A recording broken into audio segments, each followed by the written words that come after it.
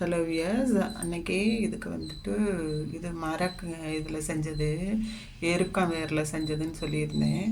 அது வந்து கொஞ்சம் ஒரு 45 இயர்ஸ் ஆச்சு கிட்டத்தட்ட வாங்கி. அதனால் அது ஃபுல்லாகவே வந்து கீழே லைட்டாக என்ன சொல்கிறது, பிரிஞ்ச மாதிரி மரம் உதிரும் இல்லை. ஒன்றும் இதெல்லாம் வைக்கல, கரையான்லாம் வைக்கல, சும்மா அது வந்துட்டு செதிலாக லைட்டாக எடுக்குது.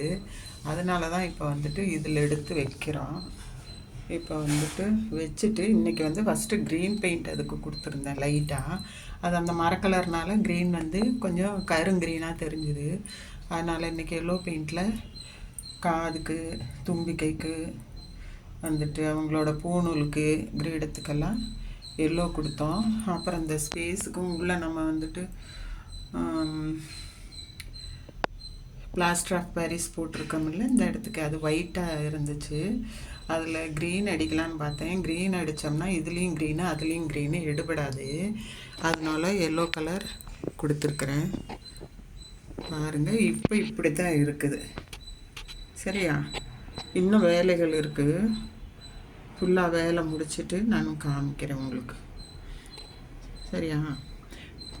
24 ஹவர்ஸில் காஞ்சிருச்சு. ஆக்சுவலாக உடனே காஞ்சிரும் பிளாஸ்டர் ஆஃப் பாரிஸ். அது வேறு விஷயம். நல்லா செட் ஆகிறதுக்கு 24 ஹவர்ஸ் ஆகணும்.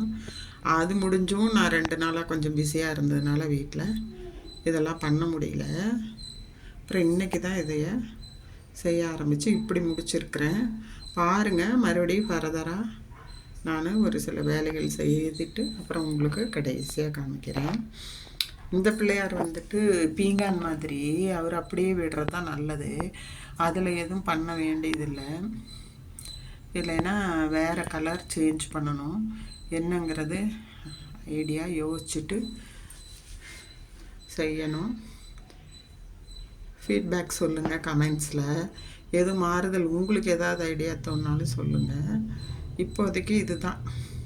என்ன புள்ளியாக இருக்குதுன்னு யோசிக்காதீங்க. வெறும் டார்க் க்ரீன் வந்து ஒரு மாதிரியாக இருந்தது. எல்லோ ஆக்சுவலாக நல்லது. அதனால் இப்படி பண்ணியிருக்கிறேன். இது எதில் வச்சு பண்ணினேன் அப்படின்னா, ஒன்றுமே இல்லை, ஒரே ஒரு பட்ஸு, காது குடைகிற பட்ஸ் இருக்குல்ல, அதை வச்சுட்டு அதுலேயே தான் பண்ணியிருக்கிறேன். பெயிண்டிங் ப்ரஷெல்லாம் நான் வாங்கலை இதுக்கு. அதனால் இந்த க்ரீன் பேஸுக்கு வந்துட்டு ஸ்பாஞ்சு இருக்குல்ல, 10 ரூபா ஸ்பாஞ்சு, அதை பிச்சுட்டு அதை தின்னரில் தொட்டுட்டு அதுக்கப்புறம் க்ரீனில் தொட்டுட்டு பெயிண்ட் அடித்தனேன். பெயிண்ட் அடிக்கிற அன்றைக்கி எடுக்க முடியல. ஆக்சுவலாக க்ரீன் பெயிண்ட் அடிக்கிற அன்றைக்கி கையில் கேமராவை பிடிச்சிட்டு எடுக்க முடியல. அதனால் எடுக்கலை. இப்போ இதுதான். இன்னும் கொஞ்சம் வேலை இருக்குது. என்னன்னு அதை யோசிச்சுட்டு தான் செய்யணும். இந்த எல்லாம் பண்ணும்போது இந்த பிங்க்கு கொஞ்சம் லைட் ஆகிக்குச்சு இந்த விநாயகரில்.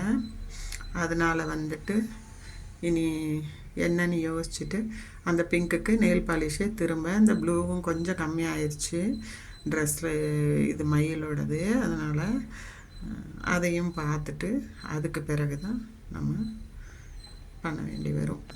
என்னென்னு செய்துட்டு மறுபடியும் ஒரு தடவை உங்களுக்கு போடுறேன். இது வரைக்கும் போட்டதுக்கு ஏதாவது கமெண்ட்ஸ் உங்களுக்கு பிடிச்சிருந்தா சொல்லுங்கள். பிடிக்கலைனாலும் என்ன பிடிக்கலைன்னு சொல்லுங்கள்.